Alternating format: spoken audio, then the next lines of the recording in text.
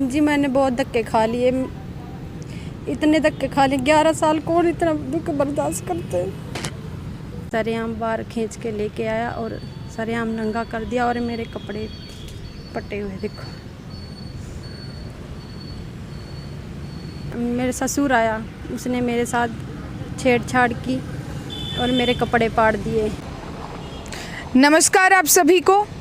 इस समय हमारे साथ एक लेडी मौजूद हैं जिनकी 11 साल पहले जो है बताया जा रहा है मुनक गांव में, जो कि असंध के पास पड़ता है, वहां पर शादी हुई थी।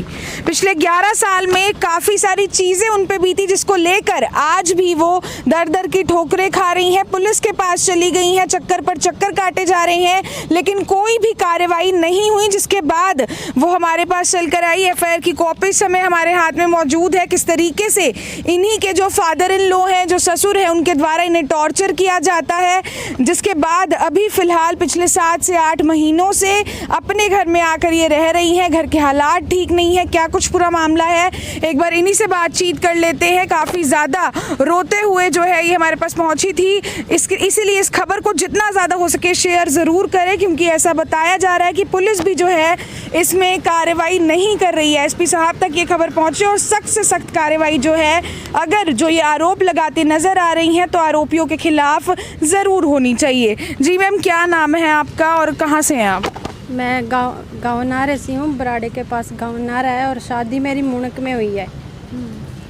तो मेरे साथ 11 साल हो गए हैं। मेरा ससुर और मेरे चाचे ससुर जोगिंदर और हंसराज, ससुर का नाम मंजीत है। मेरी शादी संदीप के साथ हुई है।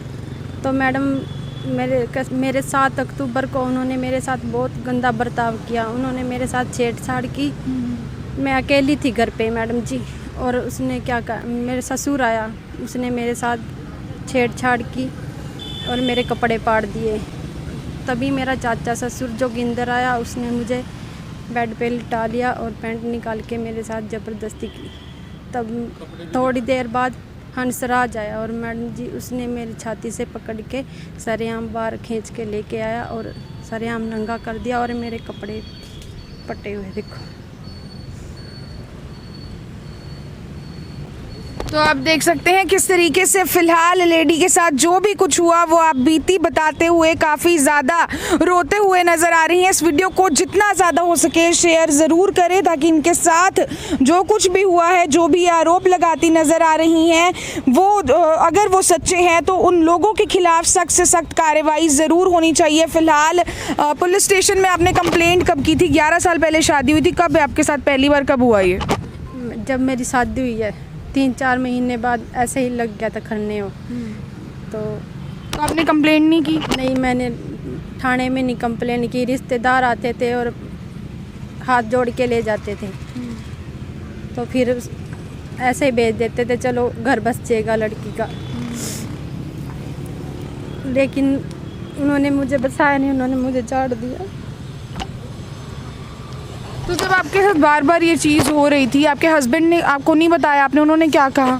मैडम हस्बैंड को बताया था, लेकिन उनमें बहुत झगड़ा होता था, मार पिटाई होती थी। फिर पापा मेरे को जाके लेके आते थे और फिर लेके आ जाना उन्होंने, फिर ऐसे करना। लेकिन अब की बार तो उन्होंने हद कर दी, मेरे बच्चों को मारने तक धमकी दे दी और मेरे बच्चों को बहुत मारा, मुझे भी बहुत मारा, मेरे घर वाले को भी बहुत मारा और जहर देने की धमकी दी कि कोई भी ऐसा कदम उठाएगी तो जहर दे देंगे हम तेरे बच्चों को। बच्चे कहाँ हैं अभी? गांव में है, मेरे पापा के घर। अच्छा, तो अभी पुलिस का क्या कुछ कहना है? कौन से थाने में मामला चल रहा है? मुनक थाने में मैंने दी थी दरखास्त। तो वहाँ की एक एसआई सरिता है, उसने उनके साथ मिल के पैसे लेके तो उनका दोनों का, हंसराज का और जोगिंदर का, नाम निकाल दिया। अब मैडम मैं तो धक्के खा रही हूँ, उनका नाम निकाल दिया है, तो मुझे भी तो इंसाफ मिलना चाहिए ना। हरियाणा पुलिस को मेरी बात ही नहीं सुन रहा, मेरी ना कोई मदद कर रहा है। बहुत धक्के खा लिए मैंने, 7-8 महीने हो गए। तो आप देख सकते हैं काफ़ी टाइम से जो है पंचायतें भी हुई गांव में, हर बार रिश्तेदार जो है समझा कर घर ले आते थे दोबारा से, लेकिन अब जब कंप्लेंट की गई तो ऐसा बताया जा रहा है कि पुलिस पर भी इल्ज़ाम लगाए जा रहे हैं कि पुलिस जो है इस पर कार्रवाई नहीं कर रही है। पैसे खाकर जो है उन्होंने भी नाम जो है विड्रॉ कर लिए, केस नहीं बनाया। आगे की बातचीत कर लेते हैं। अभी केस कब किया था आपने, पहली बार पुलिस स्टेशन कब आपने कंप्लेंट की? मैंने मैडम ये 13 तारीख को पोस्ट कर थी, 17 तारीख को मेरी दरख्वास्त हो गई थी वहाँ पे। तो मैडम जी SI सरिता बोलती थी कि मैं तेरी पूरी मदद करूँगी, मेरे साथ भी चली, लेकिन बाद में मेरे पे प्रेशर डाला उसने कि जोगिंदर और हंसराज का नाम निकाल दे। और किस किस के नाम है उस कंप्लेंट में? मंजीत का और हंसराज का, जोगिंदर का है, उनका तीनों का है। ठीक है। लेकिन उन पे मेरे पे उनका प्रेशर डाल रहे थे कि अगर जो तू इनका नाम लेगी तो ये तेरे को इधर बसने नहीं देंगे, भी ऐसे ही तू धक्के खाएगी, अगर जो तू इनका नाम निकलवा देगी तो तेरे को इधर ही बसा लेंगी। आपके ससुर ने क्या क्या किया, क्या नाम है ससुर का, कहाँ के रहने वाले? मेरा ससुर मंजीत सिंह है और गांव मुनक का है, ड्रेन पुल है हमारे पास ही, वहाँ का है। बाकी दो लोगों का क्या नाम है? हंसराज और जोगिंदर। तो मैडम वो दोनों क्या क्या करते हैं? एक तो टीचर है और एक बिजली बोर्ड में JE है। अच्छा, तो वो आप लोगों के आपके घर किस लिए आते हैं? इसीलिए आते थे कि वो जब देखा कि घर पे कोई नहीं है इसके साथ छेड़खानी आपके गाँव के करेंगे। ही हैं? हाँ जी, मेरे पड़ोस के ही हैं, मेरे चाचा ससुर ही लगते हैं। हाँ जी।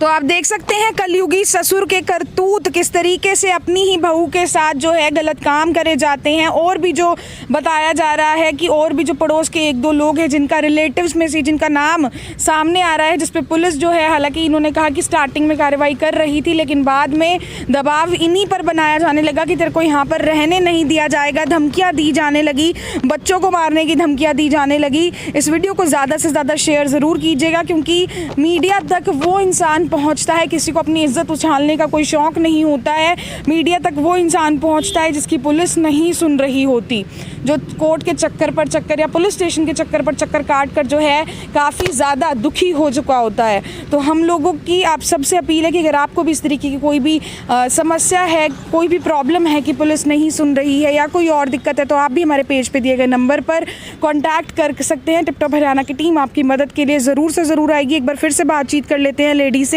जी मैम, क्या कुछ बताना चाहोगे, अब आप क्या कुछ चाहते हो आगे? मैडम मैं तो ये चाहती हूँ कि मेरे साथ इंसाफ हो, लेकिन ये हरियाणा पुलिस मेरा इंसाफ नहीं कर रही। मैडम जी मैं तो बस अब बहुत दुखी हो गई, अब मैं तो आप भी मर जूँगी और बच्चों को भी मार।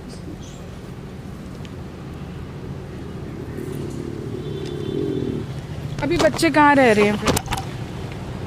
बच्चे पापा के घर। और आपके हस्बैंड, उनका क्या कहना है, वो कहाँ रह रहे हैं? वो भी मेरे पापा के घर है।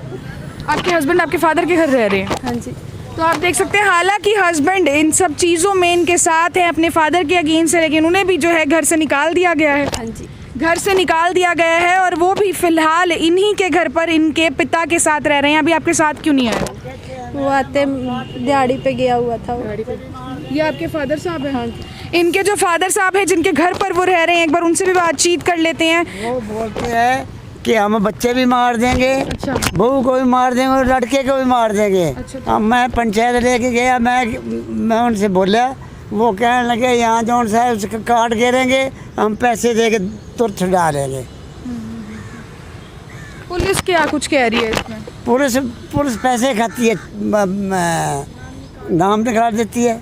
हाँ, मेरे को तो 7-6 महीने हो गए धक्के खाते हो। आप क्या करते हो अंकल? कुछ नहीं, मजदूरी करते हैं जी। अच्छा। हाँ, तो 6 महीने से लड़की को घर पे रखा हुआ है, कोई दिक्कत? क्या करे फिर, कौन है इसका? है हमारे स्वाद कोई नहीं है इसका। तो आप देख सकते हैं फिलहाल पिता की भी आंखों में आंसू हैं कि ना तो बेटी को इस हालात में अकेले छोड़ सकते हैं और कोई है नहीं। 6-7 महीने हो चुके हैं इनको भी और इनके पति को भी अपने घर पर जो है अंकल जी ने रखा हुआ है। इनके हस्बैंड भी वहीं रह रहे हैं, बच्चे भी वहीं रह रहे हैं। हाँ जी, वहीं रह रहे हैं, सारा खर्चा पानी आप बिल्कुल दे रहे हैं। क्या करें अब, अरे बड़े मजबूर हैं हम। मेरा एक लड़का कमाने वाला है, अरे हाँ, एक लड़का कमाने वाला है, 10 खाने वाले हैं। क्या करें अब, ये किसको इसको खदेड़ वहाँ भगाना थोड़ी है अब। मरेगी तो हमारे साथ ही मरेगी, अब और क्या है, यही बात है। तो आप देख सकते हैं किस तरीके से पिता भी जो है काफ़ी ज़्यादा परेशान नज़र आ रहे हैं। उनका यही कहना है कि अब मरेंगे तो इसके साथ ही मरना है फिर, और बेटी को जो है घर में रखा हुआ है, उसके हस्बैंड को घर में रखा हुआ है, बच्चों को पिछले 6-7 महीने से जो है घर में रखा हुआ है। उनकी पढ़ाई भी ख़राब हो रही है, उनके पेपर भी नहीं हुए, अब 6 महीने हो गए उनकी तो पढ़ाइयों, स्कूल से घर ही बैठे हैं। तो पापा, मेरा भाई भी बीमार रहता है जो मेरा खर्चा उठा रहा है।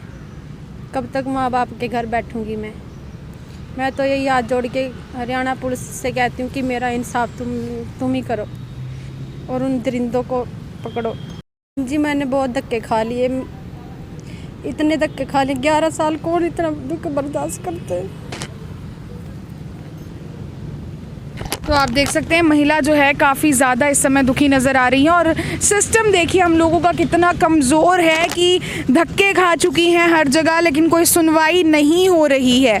जो आरोप ये महिला अपने ससुर पे और जो भी इनके और रिलेटिव्स हैं उन पे लगाती नज़र आ रही हैं, अगर वो सच्चे हैं तो उस पर सख्त से सख्त कार्रवाई ज़रूर होनी चाहिए। मेरी आप सभी लोगों से हाथ जोड़कर अपील है, इस वीडियो को ज़्यादा से ज़्यादा शेयर ज़रूर करें, और अगर किसी भी महिला को इस तरीके की कोई भी प्रॉब्लम आती है तो हमारे पेज पे दिए गए नंबर पर संपर्क कर सकते हैं। कोई भी आपको इशू है, टिप टॉप हरियाणा की टीम हमेशा आप लोगों के लिए खड़ी होगी। अगर आप लोग सच्चे हैं तो हम सच्चाई से हर चीज़, हर खबर दिखाने के लिए 24 आवर्स जो है आप लोगों के साथ खड़े हैं। वीडियो को ज़्यादा से ज़्यादा शेयर करें ताकि एसपी साहब तक भी ये बात पहुँचे किस तरीके से असंध के जो मूनक गाँव है वहाँ पर जो है ये केस चल रहा है, जहाँ पर पुलिस द्वारा जो है कार्रवाई नहीं की जा रही, और ये इल्ज़ाम ये लगाती नज़र आ रही है कि पुलिस ने जो है पैसे खाए हैं जिसके चलते कार्रवाई उनके अगेंस्ट नहीं हो रही है।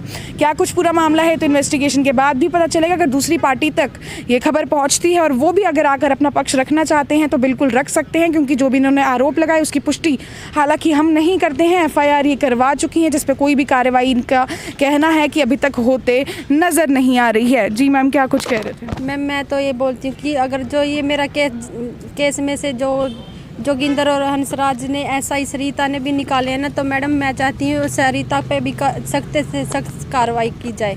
आप एक बार एसपी साहब से मिले हो? क्योंकि सब कहते हैं, हमारा भी यही मानना है कि जो करनाल एसपी हैं काफ़ी ज़्यादा अच्छे हैं और सच्चाई से पूरा काम भी करते हैं और निष्पक्ष होकर पूरी जांच भी करते हैं। मैम मेरा तो कहना ही है कि मेरा तो पुलिस से विश्वास ही उठ गया है, कोई मेरी मदद नहीं करता, तो इसलिए विश्वास उठ गया मेरा उससे। फिर भी एक बार हमारा भी यही सजेशन है कि एक बार एसपी साहब से आप ज़रूर मिलें। ठीक है मैम, अगर आप कहते हो तो मैं एक बार मिल लेती हूँ, लेकिन मुझे उम्मीद नहीं है कि वो भी मेरे फेवर में बोलेंगे, क्योंकि हरियाणा पुलिस सब पैसे खा चुकी है। तो आप देख सकते हैं महिला का कहना है कि मुझे अभी पुलिस पे जो है यकीन नहीं रहा है, लेकिन गंगाराम पुनिया जो कि करनाल के एसपी हैं उनसे भी हम अपील करना चाहेंगे, अगर उन तक ये खबर पहुंचती है तो एक बार गहराई से इस खबर की, इस जो केस है इसकी जांच ज़रूर से ज़रूर होनी चाहिए। लोगों का बहुत ज़्यादा विश्वास है आप पर, और किस तरीके से महिला कह रही हैं कि पुलिस से ही विश्वास उठ गया, तो इस विश्वास को बरकरार रखा रही, जो विश्वास है बरकरार है इसी तरीके से आगे। तो इस वीडियो को ज़्यादा से ज़्यादा शेयर ज़रूर करें ताकि पुलिस जो है सख्ती से कार्रवाई करते हुए इस महिला के जो आरोप हैं उन पर जांच भी करे और कार्रवाई भी करे अगर वो सच्ची में आरोपी पाए जाते हैं, क्योंकि मेडिकल भी इन्होंने हमें दिखाया, उसमें भी कहीं ना कहीं मेडिकल में क्या लिखा हुआ है आपके? मैम मेडिकल में लिखा हुआ है कि जो मतलब कि मेरे चोटें थी, जब मेरा मेडिकल करवाया ना, तो अगर जो धाराएँ लगी हैं, अगर जो मेरी चोटें ही नहीं थी, मेरे निशान ही नहीं थे, तो फिर मेडिकल किस बात का किया? तो मेडिकल में भी उन्होंने एसआई सरिता ने बोला कि नो लिख दे, डॉक्टर से बोलते कि नो लिख दे। अब मुझे थोड़ी ना पता, मैं तो इतना पढ़ी लिखी नहीं हूँ कि भी डॉक्टर से क्या बोल रहे, लेकिन मुझे इतना तो पता लग गया कि ये नो बोल रही है। फिर मैंने अपने भाई से बोला कि भाई ऐसे ऐसे बात है, तो फिर जाके हमें पता लगा कि इसने उसमें मेडिकल में भी पैसे भरवा दिए। मेरे साथ भी बात करी तो फेसबुक पे उनके साथ भी पूरी बात बता रही कि ऐसे ऐसे कर रही है वो लड़की, एसआई सरिता। हाँ जी एसआई सरिता। तो आप देख सकते हैं एसआई सरिता का जो है नाम फिलहाल इसमें आता नज़र आ रहा है। वीडियो को ज़्यादा से ज़्यादा शेयर करें ताकि इस महिला को इंसाफ ज़रूर मिल सके और ये जो केस है कहीं ना कहीं जो करनाल एसपी हैं गंगाराम पुनिया जिनकी उन तक ज़रूर पहुंच सके, और जो भी कार्रवाई बनती है, एक बार इन्वेस्टिगेशन का इशू है, कंप्लीट तरीके से इस पर इन्वेस्टिगेशन होनी चाहिए। अगर जो ये आरोप लगाते नज़र आ रही हैं वो सच्चे होते हैं तो सख्त से सख्त कार्रवाई जो है उन दोषियों के खिलाफ ज़रूर होनी चाहिए। लाइव तस्वीरें आप देख रहे थे करनाल से, सहयोगी अंजलि राठी के साथ मैं नीरा माटा, टिप टॉप हरियाणा, करनाल।